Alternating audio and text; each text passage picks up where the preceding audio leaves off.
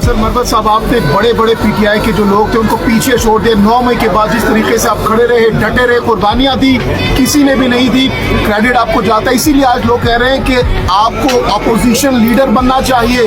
क्या इस सौदे के लिए आप तैयार हैं? अगर आपको मिलता है, खान साहब आप पर एतमाद करते हैं, बहुत बड़ा होता है ये। मैंने हमेशा से ये बताया है, मैं एमएनए बनने की मेरी ख्वाहिश ही नहीं थी।